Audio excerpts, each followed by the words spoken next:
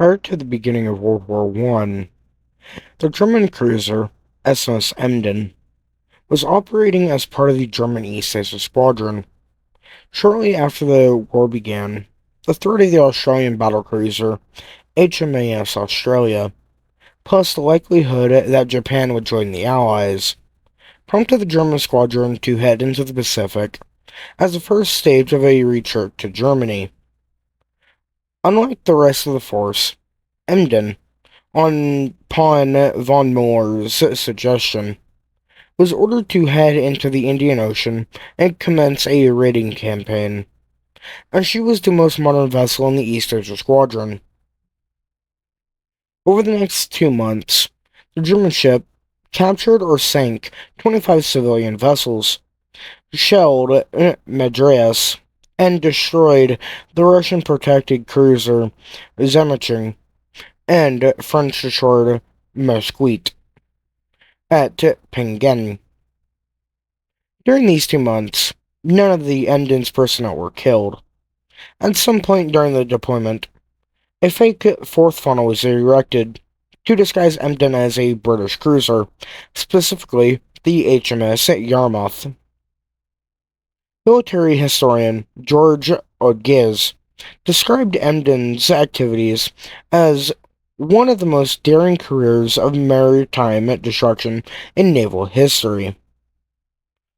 Aware of the increasing effort to find his ship, von Müller selected the wireless station at Direction Island as his next target, with the hope that, in addition to hammering communications between Australia and the United Kingdom, disabling it would further frustrate efforts to coordinate the search for the Emden, which by this point included 16 warships from 5 different Allied nations, and direct them away from the Aden, India shipping route, which was where he intended Emden to operate next. She was being supported by Buresk, a British collier that had been captured on the 27th of September, although operating independently at the time under a prize crew. Emden had arranged to transmit a signal summoning the collier to the Cocos Islands, allowing the cruiser to refuel before heading west. In October of 1914, Sydney and her sister ship, the HMAS Melbourne, were assigned to escort the first convoy of Australian and New Zealand sailors heading for Egypt. Originally, the Japanese armored cruiser Nissan was to be part of the convoy force, but she would run aground on the 12th of October, and Sydney was assigned instead. The 2 cruisers sailed to Albany, Western Australia, where they met the 36-ship convoy and the other 2 escorts, the British armored cruiser HMS Minotaur and the Japanese battlecruiser Ibuki. Sydney, Melbourne, and Minotaur, and the 35 merchant ships departed from Albany on the 1st of November, heading for Colombo. Ibuki had diverted to Fremantle to collect another 2 transports, and caught up 2 days later. On the 8th of November, Minotaur left the convoy with orders to support operations against German Southern Africa, as the destruction of the South Atlantic Squadron at the Battle of Cocos left both the expedition and the Union of South Africa exposed to naval attack. After the cruiser's departure, Melbourne was assigned as lead ship of the convoy.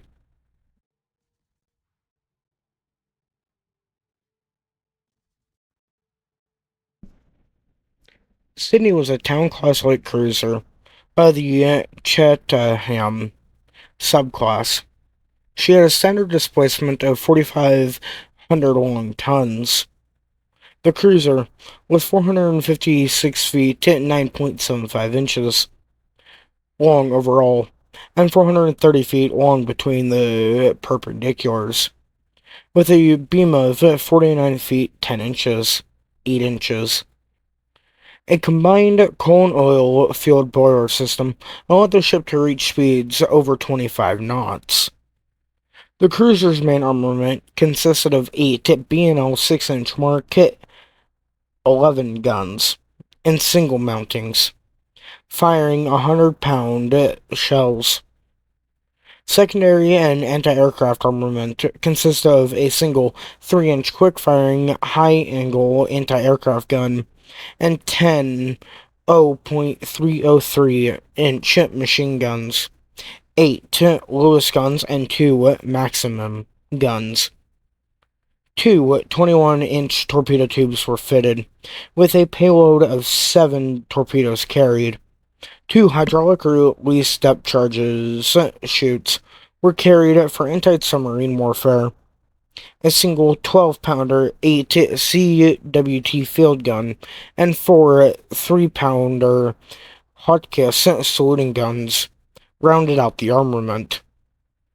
Sydney was laid down by the London and Glasgow Engineering and Iron Shipbuilding Company at Glasgow, Scotland, on the 11th of February 1911. The ship was launched on the 29th of August 1912 by the wife of Admiral Sir Reingold Henderson.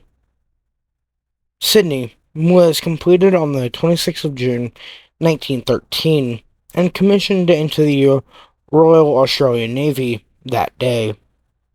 At the time of the battle, Captain John Glossop was in charge of the ship, with 434 personnel on board. Emden was a Dresden-class cruiser. The ship had a displacement of 3,364 tons at normal load, and was 118 meters, or 387 feet long, had a beam of 13.4 meters, or 44 feet, and a draught of 5.3 meters, or 17 feet. The light cruiser had a maximum speed of 24.5 knots. The ship was armed with 10.5 centimeter, 4.1 inch SK-L-40 guns in single mountings, and carried 2 torpedo tubes. Emden was built in Danzig by the Kaiserlich Werft Danzig. The ship was laid down on the 6th of April 1906, launched on the 26th of May 1908, and commissioned on the 10th of July 1909. At the time of the battle, the cruiser was under the command of Karl von Müller, with 316 men on board.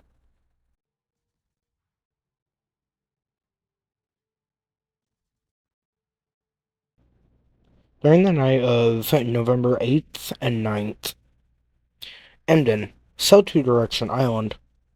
At 0600 hours on the 9th of November, the ship anchored in the Cocos Lagoon, deployed a steam pinnace to tow a 50-strong landing party in 2 boats, led by Emden's first officer, Helmuth von Moltke, ashore, and transmitted the coded summons for the Buresk. The ship was spotted by off-duty personnel at the cable and wireless station, and although the ship was initially suspected to the Minotaur, the station's medical officer observed that the foremost funnel was false, and informed Superintendent Darcy Farrant that it may be the Emden in the bay. Farrant ordered the telegraphics on duty, already alerted by the Germans' coded signal, to begin transmitting a distress call by wireless and cable. Emden was able to jam the wireless signal shortly after it began, while the cable distress call continued until an armed party burst into the transmission room. Minotaur heard the wireless call and acknowledged, but von Müller was not concerned, as the signal strength indicated that Minotaur was at least 10 hours away. Von Müller instructed Ferret to surrender the keys to the station's buildings and any weapons, which the superintendent handed over. Along with the news that the Kaiser had announced awards for Emden's action at Penang. After taking control of the station and its 34 staff, German personnel smashed the transmitting equipment and severed two of the station's three undersea cables, as well as a dummy cable. They also felled the main wireless mast, although they took care, at the request of the staff, to avoid damaging the station's 10 escort. The mast landed on a cake of Scotch whiskey. At around 0900 hours, the lookouts on Emden saw smoke from an approaching ship, initially assumed to be Buresk. By 0915, she had been identified as an approaching warship, believed to be the HMS Newcastle, or another vessel of similar vintage. As Emden was prepared for battle, several signals were sent to the shore party to hurry up, but at 0930, the raider had to raise anchor and sail to meet the approaching hostile ship, leaving one Muki's party behind despite their best efforts to catch up. The Anzac convoy, positioned 80 kilometers or 50 miles northeast of the Cocos Islands, heard the coded Buresk summons and then the distress call from Direction Island, believing the unidentified ship to be the Emden or the Königsberg, also believed to be at large in the region. Melbourne's crew and captain, Maritime Silver, ordered his ship to make full speed and turn for Cocos. Silver quickly realized that, as commander of the convoy escort, he needed to remain with the troop ships, and he reluctantly ordered Sydney to detach. Ibuki raised her battle ensign and requested permission to follow Sydney, but the Japanese ship was ordered to remain with the convoy. At 0915, Sydney spotted Direction Island and the attacking ship. Confident of being able to outrange, and outshoot the German vessel, Glossop ordered the ship to prepare for action. He agreed with his gunnery officer to open fire at 9,500 yards, well within Sydney's firing range, but outside the believed range of Emden's guns. Emden was the first to fire 0940, and scored hits on her fourth salvo. Two shells exploded near the aft control station and wrecked the aft rangefinders, while a third punched through the forward rangefinder and through the bridge without exploding. These shots landed at a range of approximately 10,000 yards. The 30-degree elevation of her main guns allowed her to fire much further than the British estimates. Von Müller recognized that his success in the battle required Emden to do as much damage as possible before the other ship retaliated, but despite the heavy rate of fire from the Germans, over the next 10 minutes, at points reaching a salvo every 6 seconds, the high angle of the guns and the narrow profile presented by Sydney meant that only 15 shells hit the Australian warship, of which only 5 exploded. As well as the rangefinders, damage was sustained to the S2 gun when a nearby impact sent hot shrapnel into the gun crew, then ignited coordinate charges being stored nearby for the fight, and another shell exploded in a forward mess deck. 4 sailors were killed, and another 16 wounded, the only casualties aboard Sydney during the entire engagement. Sydney attempted to open the gap between the two ships as she opened fire.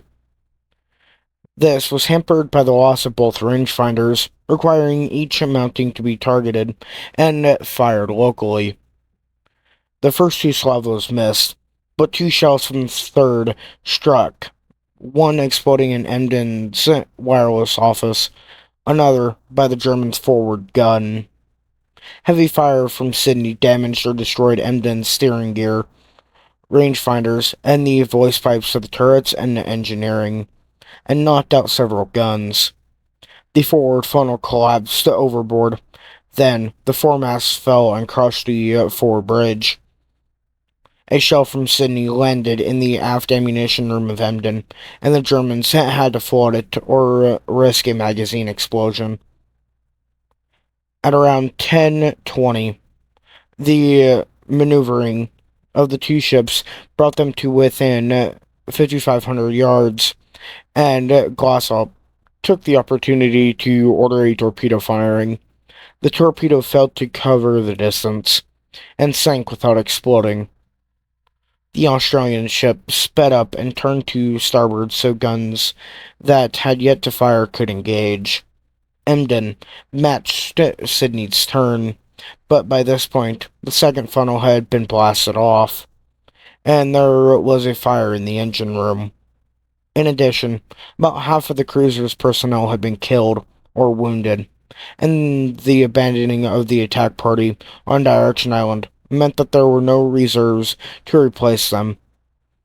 By 1100 hours, only one of Emden's guns was still firing. As the third funnel went overboard, Emden found herself closer to North Keeling Island, and von Müller ordered the ship to beach there, hoping to prevent further loss of life. Emden ran aground at around 11:20, at which point Sydney ceased fire.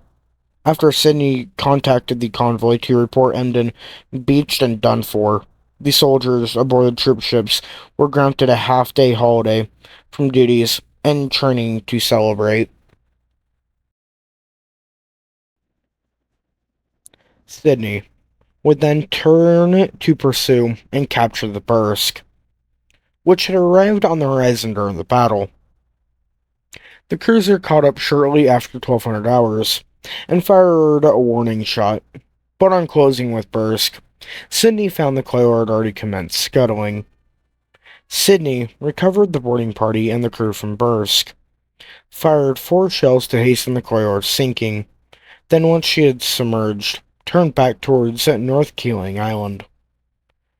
The Australian cruiser reached Emden around 1600 hours. The Germans' battle ensign was still flying, generally a sign that a ship intends to keep fighting. Sydney signaled, "Do you surrender?" in international code by both lights and flag hoists. The signal was not understood, and Emden responded with, "What signal? No signal books." The instruction to surrender was repeated by Sydney in plain Morse code. Then, after there was no reply, the message, "Have you received my signal?" was sent. With no response further coming and operating under the assumption that Emden could still potentially fire, launch torpedoes, or use small arms against any boarding parties, Glossop ordered Sydney to fire 2 salvoes into the wrecked ship. This attack killed 20 German personnel. The ensign was pulled down and burned, and a light sheet was raised over the quarterdeck as a flag of surrender. During the battle, 130 personnel aboard Emden were killed, and 69 were wounded. 4 of the latter would die of their wounds. Glossop had orders to ascertain the status of the transmission station, and left with Sydney to do so, after sending a boat with the Buresk crew to Emden with some medical supplies and a message that they would return the next day. In addition to checking on Direction Island, there was also the potential that Emden and Königsberg had been operating together, and the second ship would approach to recover the attack party from the island, or go after the troop convoy. Consequently, Sydney could not render assistance to Emden's survivors until such threats had passed. It was too late to make a landing at Direction Island, so the cruiser spent the night patrolling the islands, and approached the wireless station the next morning. Upon arrival, the Australians learned that the Germans had escaped the previous evening in a commandeered schooner. Sydney embarked the island's doctor and two assistants, then headed for North Keeling Island.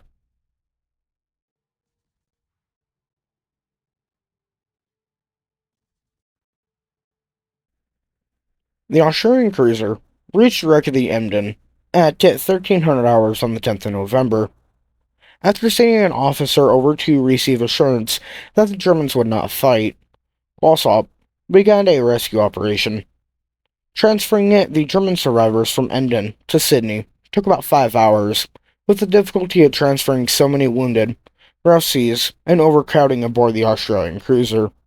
The two Australian medical officers aboard Sydney and the medical staff from Direction Island worked from 1800 hours on the 10th of November to 0430 the next morning to clear the most pressing needs for medical attention, with the Emden survivors prioritized.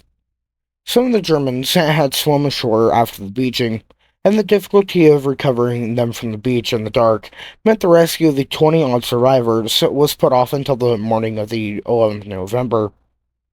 Although personnel from Sydney and Buresk were sent ashore the previous evening with supplies. Most of the 11th of November was spent treating less pressing cases. The Direction Island staff left the ship right around midday, and Emden's ship surgeon, who had previously been unable to assist because of the shock and stress of caring for so many wounded after the battle's end, until Sydney's return, had recovered enough by this point to assist as an anesthesiast. On the 12th of November, the auxiliary cruiser, Empress of Russia, arrived, and the majority of the German personnel, excluding the officers and those too injured to be moved, were transferred over for transportation to Colombo. Sydney caught up to the Anzac convoy at Colombo on the 15th of November. There was no celebration for Sydney's success as the cruiser entered harbor. Glossop had signaled ahead to request that the sailors and soldiers aboard the warships and transports refrain from cheering, out of respect for the German wounded being carried on board. After Emden's defeat, the only German warship in the Indian Ocean basin was the SMS Königsberg. The cruiser had been blockaded in the Refugee River in October and remained there until her destruction in July of 1915. Australia was no longer under direct threat from the Central Powers, and many of the Royal Australian Navy warships destined for the nation's defense could be safely deployed to other theaters. Over the next 2 years, troop convoys from Australia and New Zealand to the Middle East sailed without naval escort, further freeing Allied resources. The state of affairs persisted until the raiders Wolf and Theater began operations on the region in 1917. Von Müller and a small complement of officers were sent to Malta and imprisoned at the Verdea barracks. The rest of the personnel were taken to Australia and placed in prisoner of war camps at Holsworthy, Trial Bay, and Bermuda. 5 sailors suffering from long-term effects of wounds and amputations were repatriated to Germany in 1916. Von Müller was awarded the Iron Cross First Class for the battle. The Kaiser would announce the construction of a new Emden on the 15th of November, which would bear an Iron Cross on her bow. A Königsberg-class cruiser, laid down in 1914, was named SMS Emden on completion in 1916, and built with an Iron Cross mounted on her stem head. Shortly after the battle, the auxiliary cruiser Empress of Japan would visit the wreck to recover the signal logs from the Emden. In 1915, a Japanese company proposed that the ship would be repaired and refloated, but an inspection by the HMAS Protector concluded that surf damage to Emden made such an operation unfeasible. By 1919, there were reports that the wreck had disappeared. The wreck was eventually broken up in Isito in the early 1950s by a Japanese salvage company. Parts of the ship remained scattered around the area. After completing escort duties, the Sydney was deployed to the North America and West Indies Station for 18 months and spent the rest of the war attached to the British Grand Fleet. At the surrender of the German High Seas Fleet in November of 1918, Sydney was assigned to escort the new Emden. Sydney would remain in service until 1929 and was broken up for scrap in 1929. For the battle, Sydney was awarded the Battle Honour Emden in 1814. This was the first honour for a single ship action awarded to a Royal Australian Navy vessel, and one of only three awarded to any British Commonwealth ship during the 20th century. Glossop was awarded a Companion of the Order of the Bath. After being abandoned, the German shore party returned to Direction Island, placed the territory under German martial law, and set up weapons on the beach to oppose a potential landing. They witnessed the first stages of the battle, but by the time the combatants disappeared from view, it was clear that Emden had been seriously damaged, and as she survived, von Müller's priority would be heading to a neutral port to effect repairs. Unlikely to hold the beach against any investigating Allied warships, von Müller decided to commandeer the 97-ton schooner Ashore, which had been anchored in the lagoon, and attempted to sail to the neutral Dutch East Indies. With the willing assistance of the station staff, the Germans loaded Ashore with half the island's food supply, then towed the schooner out of the lagoon with the steam launch that evening. The schooner initially sailed to Penang, where they were escorted into port on the 27th of November by the Dutch destroyer Lynx, and only allowed to remain there under strict terms, so the Netherlands could maintain their stance of neutrality. With the threat that Asia would be seized by Dutch authorities, von Müller took the schooner out during the night of the 28th of November and headed for a rendezvous point he had announced to the German merchant vessels sheltering in Penang. On the 14th of December, the freighter Trossing arrived at the rendezvous, and the Germans were welcome on board. Trossing delivered them to Hodega on the 9th of January 1915. After a lack of help and extensive delays, von Müller marched his force to Sanaa, arriving on the 6th of February 1915. After another round of delays, disguised as hospitality, the Germans returned to Hodega, hired two 14-meter or 46-foot sjambooks, and sailed north along the coast on the 14th of March. 3 days later, one sjambook grounded on a coral reef, then sank with no lost crew. On reaching Confidea, von Müller hired a large vessel, then sailed onto Leith, where one of the Germans died from typhus. The Germans headed overland to Jabba with a party of Turkish and Arab guards, and were forced to fight running battles against Ribion raiders from the 30th of March.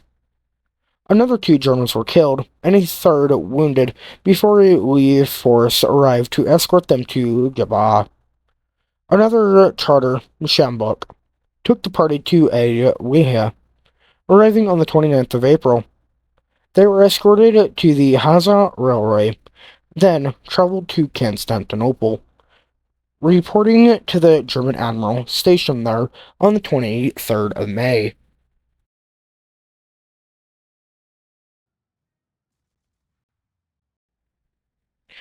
Over the course of the years after the battle, 3 films would be released, the first of which would be in 1915. That movie would be called How We Fought the Emden. The second of which would be in 1928. that movie being called The Exploits of the Emden. These two were two Australian silent films depicting the battle and the events that would lead up to it. In 2010, German director Buresk would begin work on the third one, Der Männer der Emden, or, in English, The Emden Men. A film based on the story of the 50 German sailors left behind on Direction Island, and their journey home. Much of the filming occurred in Sri Lanka, with the luxury yacht Raja Lot used to represent the schooner Ayasya. The film would be released in 2012. And that will be bringing this video to a close. Whenever I started doing research on this video, it was surprisingly interesting to be able to look it up and see what I could find. A majority of this video, however, or I should say a majority of the time that I put into this video, would be mainly trying to find images or pictures or video footage of mainly any part of the story of the battle. There is surprisingly very few, which is understandable considering where it happened and the lack of the equipment for the time. Yes, there are some photos that I used extensively during this video, and I think that should be noted. Another thing of which is that towards the end, there seem to be fewer and fewer photos of the battle or just events that would expand the knowledge base of it, and it was hard to put into the video. So I hope what I did manage to do was successful in its journey. Another thing to keep of note is that it is, yes, you may be able to go find more images, but majority of the ones, and even I had no choice but to use them, have a watermark over them that just covers most of the image, and I don't want to use that and have people be confused on what the image was even supposed to be. So, with that, I do hope you all enjoyed. If you would like to try and put this battle into your own frame, or see if you could change the out course, you can use a game, or specifically the game that you guys can see on screen now, called World of Warships. You can find it on PC, and you can basically recreate the battle as it is. Or you can play the legendary Emden. Sadly, you cannot play the Sydney, but the Emden is still present. So, with that, I hope you guys do enjoy. Please hit the like, hit the subscribe button, ring the notification bell if you want to see more of this kind of content. Make sure you leave a comment down below if you have any questions, requests, or even statements you can say, or more facts in regards to this battle. Come join the Discord server. Link is, as always, down in the description.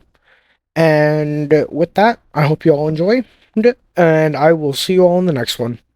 Peace out.